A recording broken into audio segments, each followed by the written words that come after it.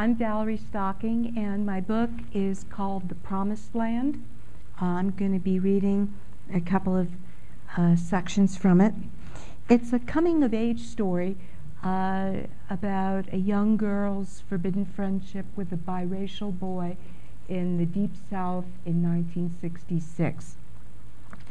And the first scene isn't from 1966, it's a flashback. And it's August of 1946, and still taking place in this little Florida town.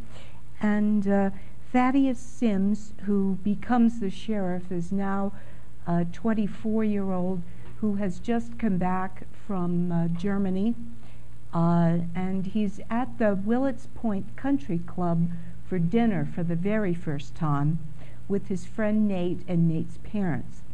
And Thaddeus doesn't know about what kind of silverware to use and when to use it, and so he's having a rough time.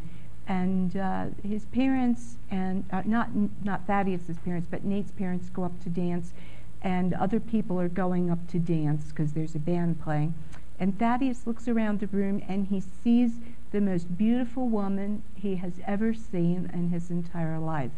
And she is sitting with a young man, but to his surprise, he sees her go up to the dance floor without this fellow.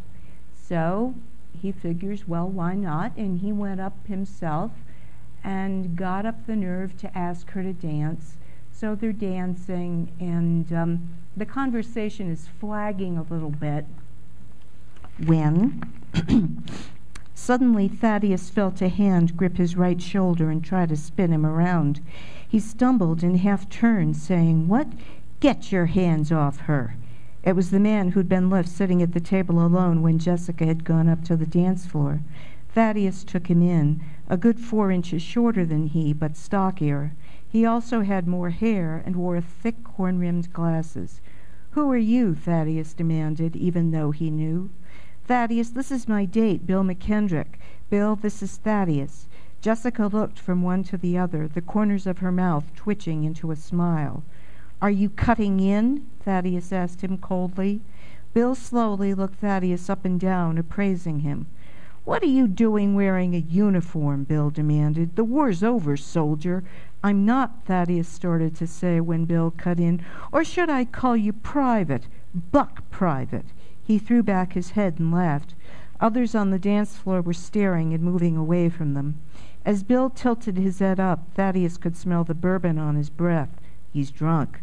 Thaddeus drew himself up to his full height and looked down at Bill with disdain. "I was a sergeant," he retorted stiffly.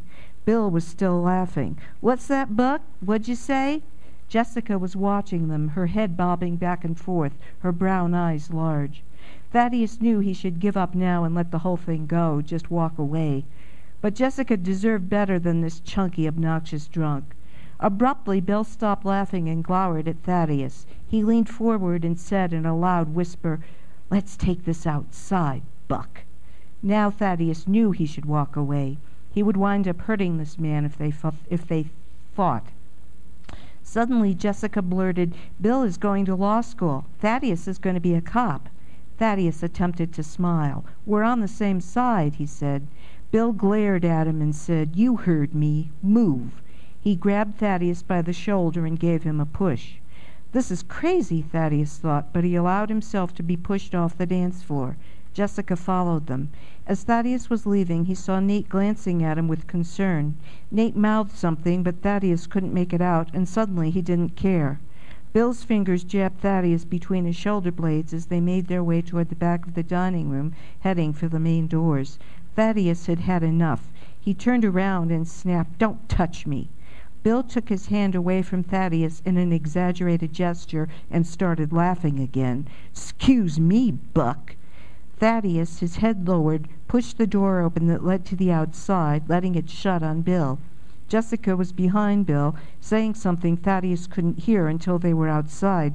"Don't want to do this," she said to Bill. "Let's just leave." Bill jerked away from her. "Like hell," he roared. "This jackass put his hands on you, and he's going to pay for it." They stepped out from the lit entrance into the parking lot. It was dark here and the wind was up. The only illumination was from a streetlight approximately 20 yards away. Thaddeus watched as Bill took his jacket off and handed it to Jessica. Bill put his large hands up in front of his face in a boxer's stance. Thaddeus wanted to take his jacket off too, but he didn't want to burden Jessica with holding two coats. So he unbuttoned his and breathed in deeply, allowing his chest to expand. "Defend yourself, sir," Bill snarled and lunged at Thaddeus. He threw a punch that glanced off of Thaddeus's chin. Thaddeus was stunned. He pulled away from Bill, who lunged at him again. "Stop this," Thaddeus shouted. "Not till you're on your ass begging for mercy," Bill shot back. Thaddeus was backing away, his hands in front of his face. "I don't want to hurt you," he said. Bill laughed. "You think you're so tough," he said. "Come on, tough guy. Come on, buck." Bill's next punch hit pay dirt. Thaddeus, dazed, put a hand up to his jaw. He staggered backward. Then he pulled himself together. "Whatever you say," he muttered, and threw a punch that hit Bill squarely in the gut. Bill bent over, panting, his face white, his hands folded into his midsection. "Bill, you're hurt." Jessica ran to him, then looked up and glared at Thaddeus, who said lamely, "He asked for it. You saw." Jessica looked back at Bill, who was gasping for air. "You hurt him," she said coldly to Thaddeus. "That's what I saw." Thaddeus stood there, uncertain of what to do. Then, awkwardly, he approached Bill and bent over so that their heads were nearly touching. "I'm sorry," Thaddeus said. "I didn't mean—" Abruptly, Bill's right fist jabbed out and connected with Thaddeus's face. Thaddeus felt something crack and knew his nose was broken. He jerked away and found himself on the ground, holding his nose with both hands. "Ha!" Bill snorted. "I gotcha, buck." Thaddeus, still holding his nose, said nothing. He could feel the blood pouring out of his nostrils. He rummaged in his jacket pockets, found a handkerchief, and tilted his head back, holding the handkerchief under his nose. "Oh, God!" Jessica wailed. She crouched over Thaddeus, her hand on his shoulder. "You're hurt, too." "Broke my nose," Thaddeus managed. His voice was nasal and partially muffled by the handkerchief. "You both should see a doctor," Jessica said. She looked around as if trying to decide what to do. "I'm fine," Bill said. He had straightened up somewhat. He glared at Thaddeus, who was still on the ground, and said, "Come on, Jess, let's get out of here." Jessica, still crouched over Thaddeus, shook her head. "No," she said, "he's hurt." She looked up at Bill. "What'd you do that for?" she demanded. "He said he was sorry." "Ah, for Christ's sakes," Bill shouted. He went over to Thaddeus and kicked gravel at him. "Serves the bastard right. Now come on." "Leave me alone." Jessica raised her voice. "You go on. Go on, get out of here." She thrust his jacket up at him. Bill swore, grabbed the coat, and carrying it over his arm, strode off into the dark parking lot. And then it is now 20 years later, 1966. Jessica now has a daughter, Joy, and they have just moved from Connecticut down to Florida because Jessica's divorcing her husband, Joy's father. And Jessica has taken up with Bill once again, and Bill is now an attorney in town, and he's running for DA, and he is also the leader of the local Klan chapter. And they have just come from a rally by a man that I have called Paulie Branson in the book. He is based on a real person. I want to say real character because he was a character. He ran around Florida during the 1960s preaching hatred against African Americans. And he stirred up a lot of whites who then would go and riot and take out their anger on black people. And in this scene, they have just left the setting where Paulie Branson was talking, and Paulie's encouraging them all to go out and kill some niggers. And so Jessica, Joy, and Bill were speeding south in Bill's Continental along Route 60, following Rocky Stoddard, a couple of his brothers, and a long stream of traffic. Ahead of them, people were honking horns and shouting to each other out of car windows. Joy, in the back seat, was thrown violently to the driver's side as Bill took a sharp right onto Route 86. They were in a neighborhood she didn't recognize. These were small tract houses. Many of them had sagging roofs and holes in the windows. The lots were mostly dirt. There were a couple of scraggly-looking palm trees dotting the road. This neighborhood was even worse than the one Jessica and Joy lived in. Bill pulled up alongside the Oldsmobile that had been in front of him. They waited together for the light to change. Behind them, cars were honking impatiently. "Hey, Rock," Bill called after he'd lowered the window on the passenger side. "How you doing, Bill?" Rocky said. "You ready to skin us some niggers?" "You betcha," Bill said and laughed. Joy's heart thudded in her chest. Frantically, she wondered if Clay lived in one of these houses. Then she remembered him saying that he lived 2 miles from Willets Point Junior High. Surely they were farther from the school than that by now. They hadn't even passed it on their way here. She took a deep breath and tried to relax. There were quite a few Negroes outside their homes, some people walking on the sidewalks, children playing in driveways, and a group of men clustered in a circle of chairs on the front lawn of one of the houses in the distance ahead of them. The light turned green. "Let's go," Rocky shouted and took off. Bill, grinning, followed him. "What are you doing?" Jessica asked. Joy could tell she was trying to stay calm, but there was a note of alarm in her voice. "Didn't you hear what Rocky just said?" Bill said impatiently. "Yes, but where are we going?" "Right here," Bill replied, and the car swerved sharply to the left. Joy was once more thrown off balance and wound up half lying on the passenger side in the back. When she righted herself, she saw 4 other cars skewed at a slant covering the sidewalk beside her. Inside the cars were women and children, ranging in age from infant to the elderly. They looked avidly out the windows as one might gape at a spectacle on a movie screen. They watched as a loud group of about a dozen white men went up to the Negro men who were sitting in a circle.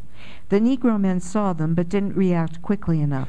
The whites launched themselves at the seated blacks, pummeling and punching. Chairs were overturned. Black bodies fell to the ground. There were shouts of protest mixed in with epithets. "Open the glove compartment," Bill said. Jessica dead. Inside was a revolver. "What?" she started to say when he reached over her and took the gun out. "You should have one of these," he said to her, "for protection." He checked the gun to see if it was loaded, and holding it down and behind his back, he got out of the car. "What's happening?" Joy asked. There was a tinge of hysteria in her voice. "Shut up," her mother snapped. Joy watched as Bill swaggered over to the whites who were still punching and kicking the Negroes. He shouted something unintelligible to the group, who parted to let them through. Time seemed to stand still. All the Negro men were on the ground, holding on to various parts of their bodies. Then one of them, younger than the rest, jumped up and saw Jessica and Joy sitting in the car. He started toward them, cursing, his hands clenched. "Hold up!" Bill roared. His gun was resting by his side now, plainly visible. The Negro ignored him. He came charging at Bill's car. "Come on, you bitches!" he shouted. "Lock your door!" Jessica screamed as hers was pulled open. She slammed it shut again, pressing the lock down. Joy had already locked her door and was leaning over to the driver's side, trying to lock those doors too. The Negro, frustrated, banged the hood with his fist, then came around again and kicked the passenger door. "I said stop!" Bill shouted. His face was purple. Joy watched as Bill extended his right arm, holding the gun in front of him. She put her head down into her lap and heard a popping sound like a firecracker. Jessica screamed. Involuntarily, Joy looked up to see the Negro fall heavily against the passenger door, leaving a smear of crimson on the window as he slid to the ground.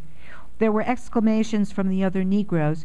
Then, as a group, they rose and rushed toward the front door of the house.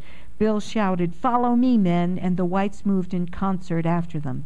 One Negro reached the front door and tried to open it. It was locked. He called out, pounding on the door with the palm of his hand. Precious time was lost as the Negroes waited in a cluster at the door, pushing each other to get in. As the door opened, the whites overtook the Negroes. The black men were spun around to face their attackers. Joy saw one of the white men raise a knife and plunge it into the black crowd.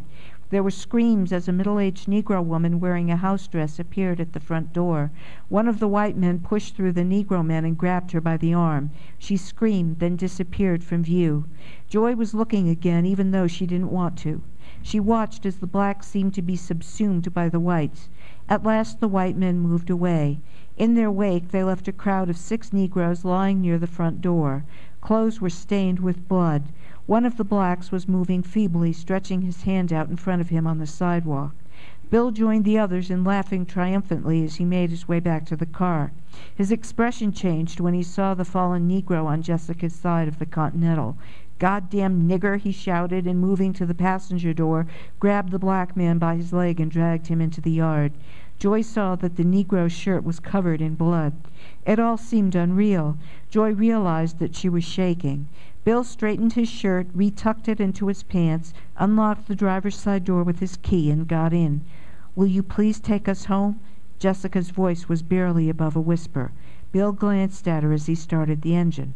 "Of course," he said, and swinging the car around, headed north. Thank you.